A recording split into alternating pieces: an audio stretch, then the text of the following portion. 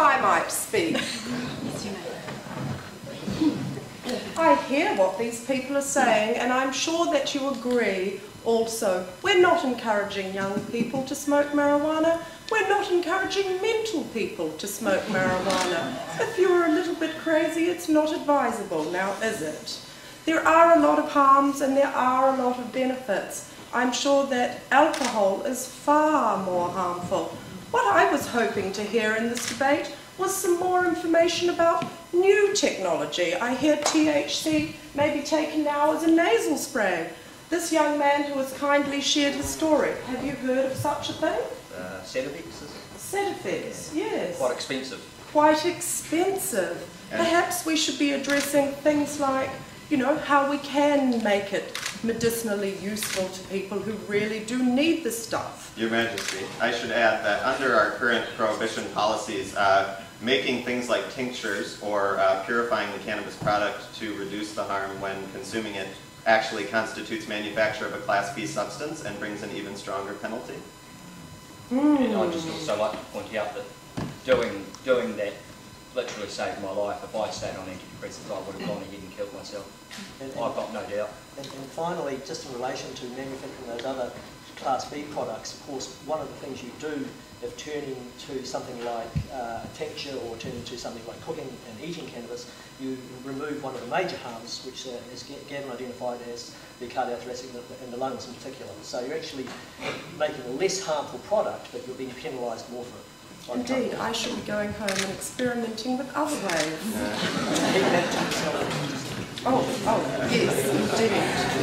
Thank you all. I'm sure you're forming your own opinions, and this is the time where you need to make that opinion a yay or a nay. And perhaps it is well overdue in this last 100 years that we should review the prohibition laws, especially in the medicinal aspects of the benefits of the THC. Thank you.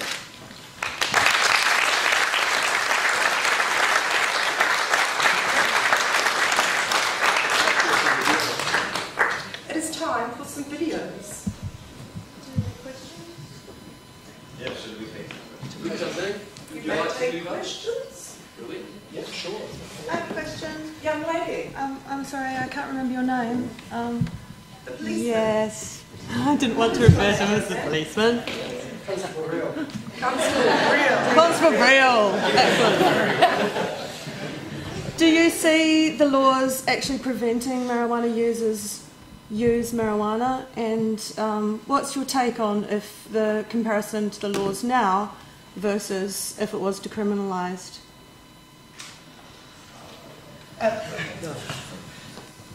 Thank you. I think this issue is so vast and that there's so many different ways of looking at it. To be quite frank, I personally would support cannabis use for medicinal purposes. Very good. Who wouldn't? But then I'd support euthanasia. Why not? Me too. Yeah, but I mean the number of people that I arrest, for doing stupid things over and over and over again, it's very hard to get away from the fact that these guys are also regular cannabis users. And I hear something like Abe, he's very eloquent, obviously very intelligent, arguing for the pros, and it's very hard to sit there and think, no, I don't agree with this because he's persuasive.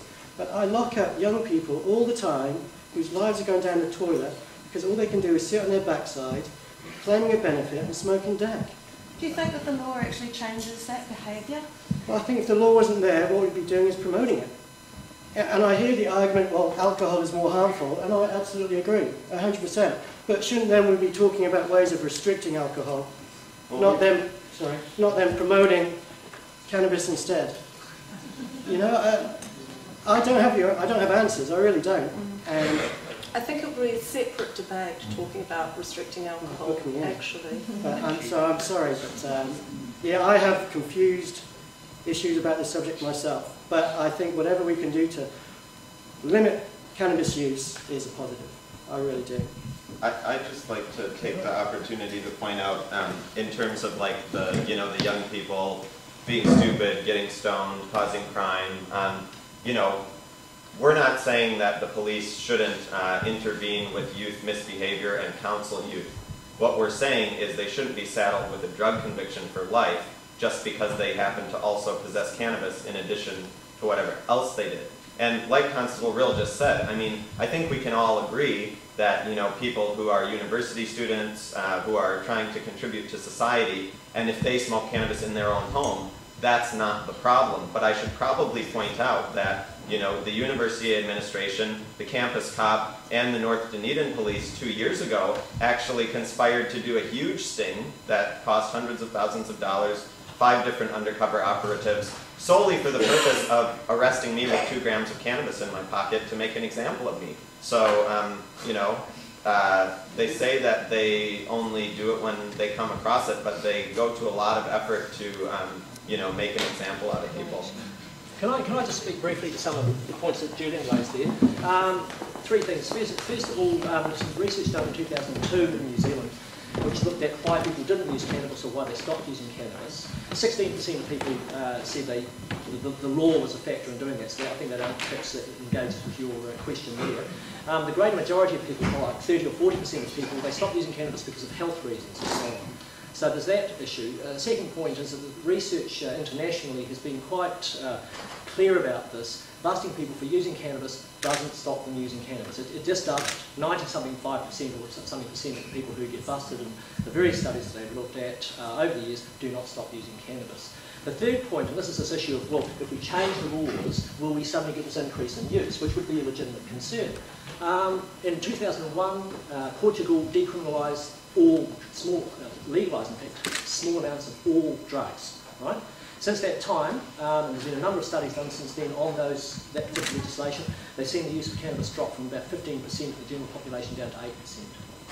Okay, so the notion that by liberalising the laws, you're going to open the gate and suddenly all these people are going to start using more cannabis, this is not borne out by the evidence that we see coming through in research. Thank you.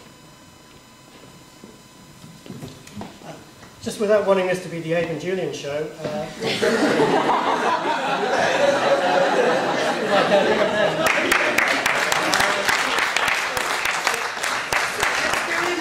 Very amusing. This undercover operation was actually cops that are also varsity students. There was no targeting of a, you know, I study at Massey, but I wouldn't call myself an undercover operative.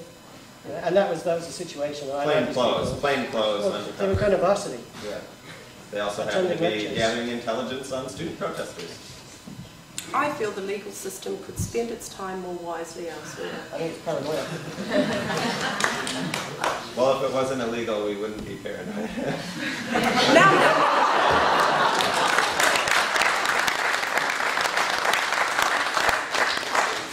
That's enough with your little backseat show there. Are there any other questions? Yes? Specifically the statistic about car crashes in the 29%, was it 2.5% of car crashes that involved alcohol also involved marijuana, or was it 2.5% of car crashes just involved marijuana? It is very difficult to interpret. This was a huge study done in France, and they tried to look at it slightly differently than other research. It was looking at culpability. So they estimated that it was 29% of fatal road accidents were directly caused by alcohol and 2.5% of fatal road accidents caused by cannabis. That was the research. There must be some more questions. It's a very topical debate.